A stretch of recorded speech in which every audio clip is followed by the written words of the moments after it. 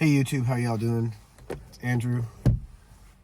Thank you for coming back. Today I'll be talking about the topic of deadbeat mothers, and I'll be going into the topic of deadbeat fathers in another video, but today I just want to talk about deadbeat mothers and just a couple points about it and the effects it could have as you in your pursuit, becoming a professional as an artist or as a creator or as a individual in person, right? Because we have to talk about these serious topics, because if we don't embrace them, we don't have somebody to talk about them with, or we don't have somebody to talk them to, then it's just going to be very difficult for us in the future. So with that said, let's get into the steak and potatoes of this. Separate your identity from family ties, right? So the reason why I'm getting into this topic is because we're getting into a new generation of people that'll be growing up with moms that are on OnlyFans or moms that are online doing some stuff, right? So what I'm getting at is I grew up in a culture where like we didn't have cell phones everywhere, and yeah, sure, there were moms that were doing wild individual acts of whatever they had to make their ends meet or for whatever reasons, but they ended up like doing it because they had to like help themselves and their families, right? Whereas like now we're living in a time where all of this is being glorified and something cool and really kind of wild, right? Like I know I could look at photos of my grandparents or my grandma and like it's like she's a woman of purity, innocence, and Christianity, right? So whereas like now 30 years from now, when those young kids look back at their grandparents, it's going to be images and videos of things that are completely delinquent and totally from the left end, right? Or the opposite end. Not left, I'm so sorry about that. Okay, so when you're in these situations, because I personally, I'm kind of like in those situations as well at myself. So you just have to find the root of that cause, and you have to find what makes you feel uncomfortable and broken deep down inside. And you have to realize that you are your own person, and sure, your mom may do things and may act a certain way, and it's just what it is, man. It's like we don't have any control on that, and that's, you know, I mean, in a situation when it's your blood mom, like my blood mom, my biological mother, she was a drug addict and had her own problems, and she was doing things, and then she abandoned me at birth, and then she like disappeared and then ended up passing away. Okay, so you know, like forgiveness is a very serious thing, and people don't really talk about forgiveness like they used to.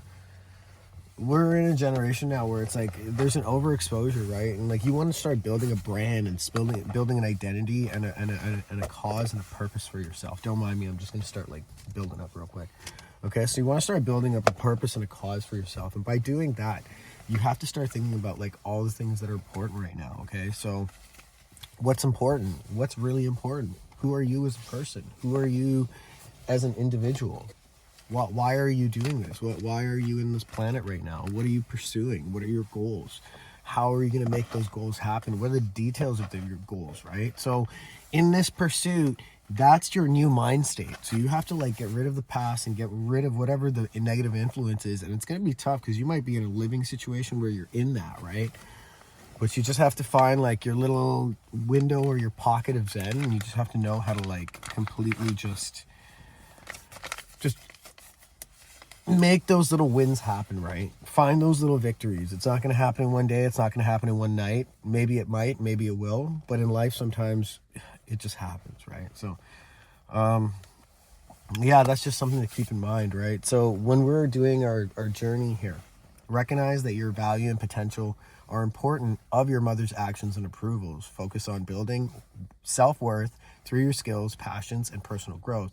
Documenting this journey on platforms like YouTube can serve both as an emotional outlet and a way to inspire others, right? So that's another thing. Like I'm using YouTube as a form of therapy and a way of like connecting and talking the stories that I have and seeing if other people could resonate to what I have to say, right? So the topic today is deadbeat moms, and it's such a wild topic, but I mean, look at it. Like how many, like twerk culture used to be such like a tiny little thing in Caribbean and African culture, and now it's like it's like everybody could twerk, you know, like everybody's twerking, and it's like you guys, like it was supposed to be like an extreme type of sexual desirable dance in our culture, and it's like now it's like a household thing, which is really weird because What I don't get is like everybody wants to be the negative part of their culture, but they don't ever want to be the positive part of our culture, right? So that's something we got to start reinforcing, is that we have to like start documenting our pain, start seeing what our value is to society and giving back to that society, and then knowing that we have that ability to do it, right? And we could build that self-confidence to do it, right? So document it, and when you document it, look back at it, see the things you got to improve, see the things you got to make better, and that's just how it is, right? You got to just go through each path as it is. Okay, so that's point number two. Point number one. Point number two is channel pain into art. And you're an artist. If you're a musician, or if you're a hip hop artist, if you're an app painter, or if you like making logos, or whatever your art style is, remember that's what you do. This is your purpose in life, right? If you customize shoes, man, like there's so many skills out there and talents out there. If you know how to sew, you could do so much cool stuff. You know, if you know embroidery, or if you know tailoring, you know how to tailor, or if you know any of that kind of stuff. There's a lot of value in those kind of things, right? So turn that into an art. If you're very poetic with what you say, do what I'm doing. I took all my action reels and I'm using those action reels into slow motion poetic forms of expression on how I feel on a daily basis. But I do it in like a 3 to 5 line sequence. So yeah, check out my YouTube shorts. I got a lot of subscribers and a lot of followers and comments, and thank you so much. I really appreciate it. What I'm getting at is I'm trying to turn that pain into an art, because I never got a chance to embrace that art and find who that artist is. And I'm working on a series soon, and I'm going to be just bumping up that concept of being that art through pain, right? So experiences as fuel, use your experiences as fuel and creativity, right? And that's what's really important. Whether through storytelling, physical performance, or visual art, express your struggles to connect to others who share similar battles. And I know you guys are sharing those similar battles. This can transform personal pain into powerful and relatable content. And that's what I'm really trying to do. I know there's a lot of people that recognize me as an athlete still, even though I feel I'm retired, but I could still move like the teens and the younger athletes, being 42. But yeah, it's just I express myself through artistic movement in martial arts extreme forms and weapons forms, and in stunts on film and camera and television, and on camera as an actor. So that's how I do it. That's how I express my pain. And a lot of you are in film and television and everything like that. So get into it with me and start documenting your journeys. I know I'm starting to document my journeys, whether the light's overblown or whether the light's deep low. It's always been a struggle. So I document these, and you never know who could watch this, and who knows, maybe I might do something incredible with my life, and people want to know what are like the little details that happen. Sorry, I gotta be a little bit gross. Sorry about that.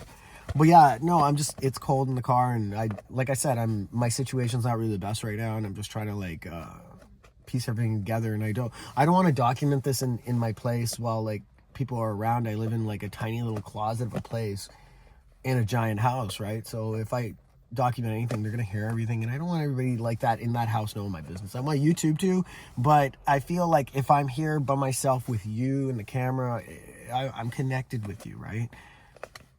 That's the expression of pain. This is where I could be free and where I could be myself.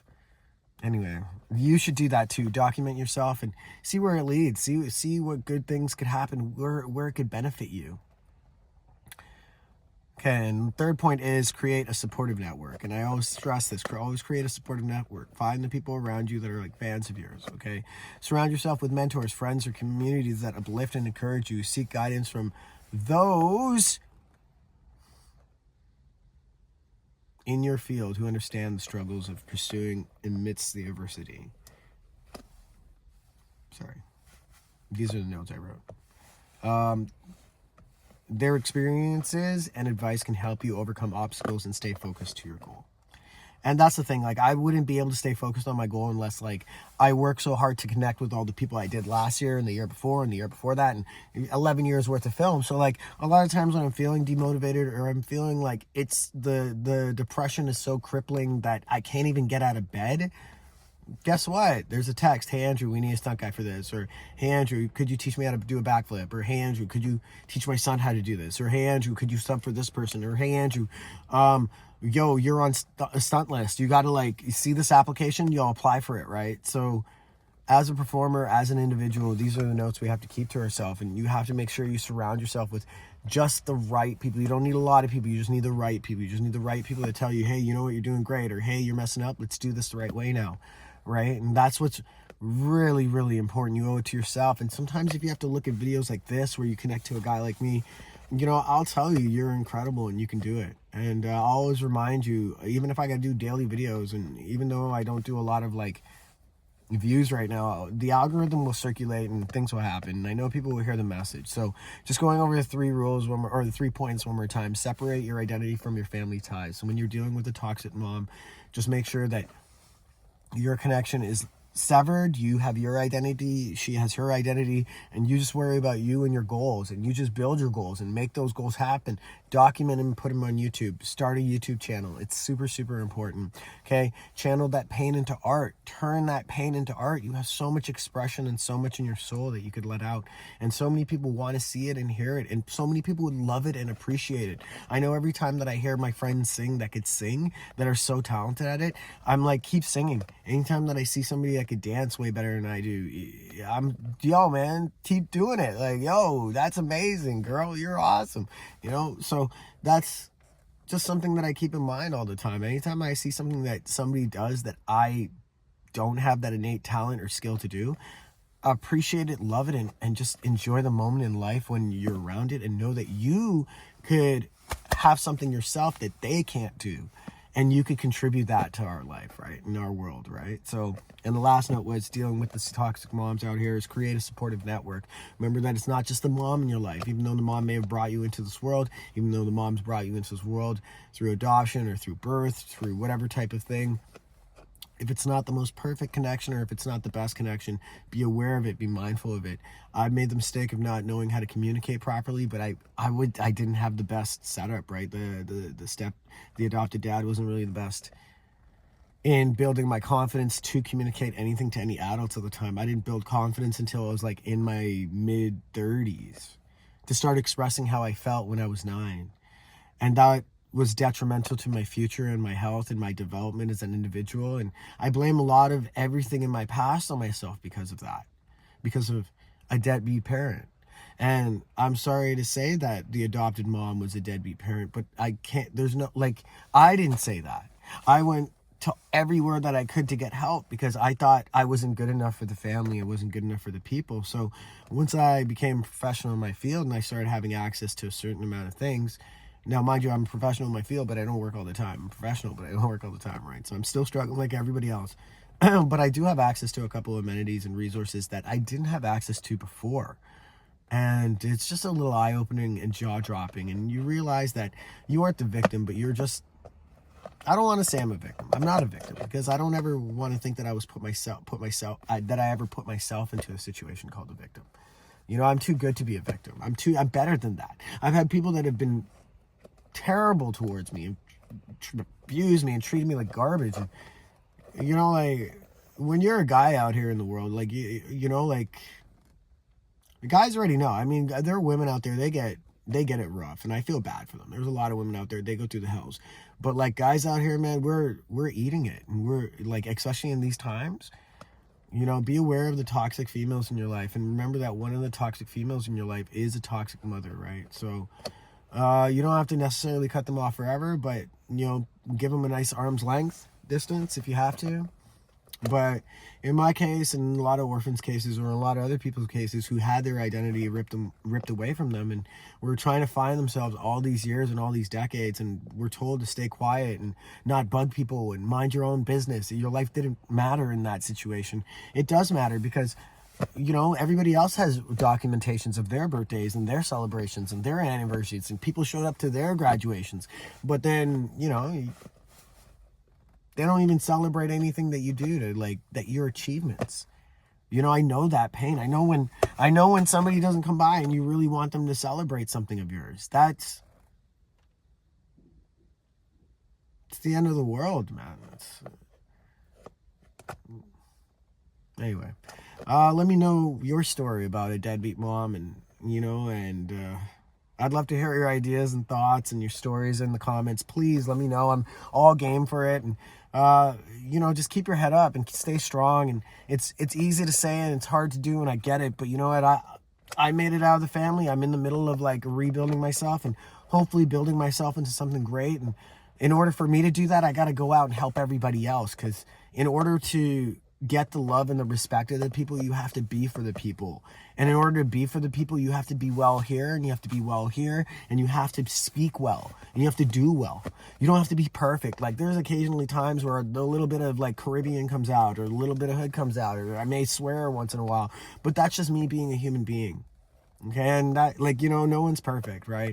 But at the end of the day, we have to remember that we have to try ourselves to be better human beings. And if we are surrounded by the people that poison our integrity and our purity and our vision to becoming better, then you know what to do. It's a chapter you have to close, and it's painful, but that's what it is. So leave your comments. Let me know your stories. I'd love to know it. Connecting from a brother to all my other family out there on YouTube. I love each and every one of you. I appreciate each and every one of you. Thank you for the likes. Thank you for the subscribes. Thank you for the views. Also, check out the shorts. A lot of people really love the shorts. So be good, be safe. Take care.